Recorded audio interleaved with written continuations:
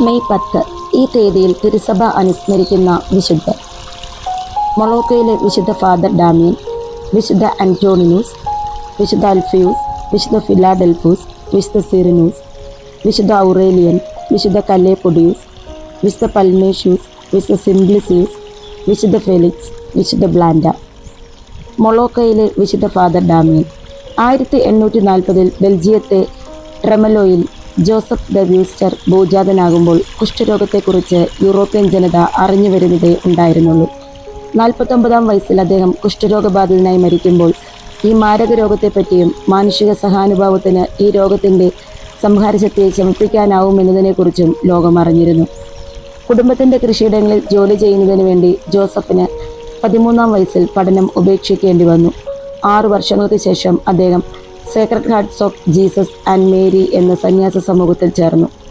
1864 Damian എന്ന പേര് സ്വീകരിച്ച് പുരോഹിതനായി.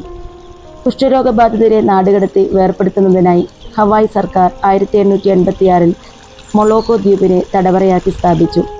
Sacred Hearts of Jesus and Mary സന്യാസ സമൂഹം മൊളോക്കോയിലെ രോഗികൾക്ക് ആത്മീയ ശുശ്രൂഷ ചെയ്യുന്നതിന് ഓരോ വർഷവും 3 മാസം വീതം സേവനം ചെയ്യേണ്ടതായ 4 പുരോഹിതരുടെ പട്ടികയുണ്ടാക്കി.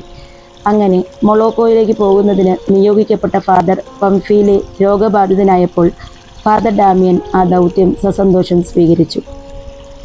ഹാൻസസ് ഡിസീസ് എന്നറിയപ്പെടുന്ന കുഷ്ഠരോഗത്തിൻ്റെ ഭീകരത നിറഞ്ഞ മൊളോക്കോയിൽ ഒറ്റയ്ക്ക് പോകുമ്പോൾ അദ്ദേഹത്തിന് വയസ്സ് 33 മാത്രമായിരുന്നു. നഴ്സ്, സർജൻ, ഉപദേഷ്ടാവ്, ആശ്വസിപ്പിക്കുന്നവൻ, കെട്ടിടപ്പണിക്കാരൻ, ശവപ്പെട്ടി ഉണ്ടാക്കുന്നവൻ, വക്കീൽ, ആത്മീയ ആവശ്യങ്ങൾ നിറവേറ്റുന്ന വൈദികൻ എന്നീ നിലകളിൽ ഒരേ സമയം അദ്ദേഹം പ്രയത്നിച്ചു. ഒരു വീടും സ്കൂളും അനാഥ മന്ദിരവും അദ്ദേഹം തന്നെ നിർമ്മിച്ചു. ദീർഘകാലമായി മുടങ്ങിക്കിടന്ന സർക്കാർ സഹായം ജനങ്ങൾക്ക് ലഭ്യമാക്കി. പിന്നീട് മദർ മരിയാന്ന കോപ്പ് സിറാക്കൂസിലെ ഫ്രാൻസിസ്കൻ കന്യാസ്ത്രീകളെ അവിടെ കൊണ്ടുവന്നു.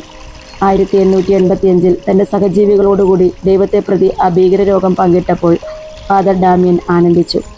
മരണം വരെ അവിരാമം അദ്ദേഹം തൻ്റെ ദൗത്യം തുടർന്നു.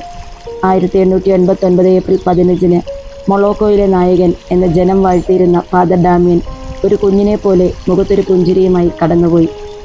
1959 ഹവായ് ഒരു സംസ്ഥാനമായപ്പോൾ US ക്യാപിറ്റോളിലെ സ്റ്റാറ്റ്യൂട്ടറി ഹാൾ പ്രതിനിധീകരിക്കുന്ന 2 പേരിൽ ഒരാളായി ഫാദർ ഡാമിയനെ തിരഞ്ഞെടുത്തു. 1995 ജൂൺ 4 ജോൺ പോൾ രണ്ടാമൻ മാർപ്പാപ്പ വാഴ്ത്തപ്പെട്ടവനായും 2009 ഒക്ടോബർ 11 ബെനഡിക്ട് 16 മാർപ്പാപ്പ വിശുദ്ധ പദവിയിലേക്കും ഫാദർ ഡാമിയനെ ഉയർത്തി.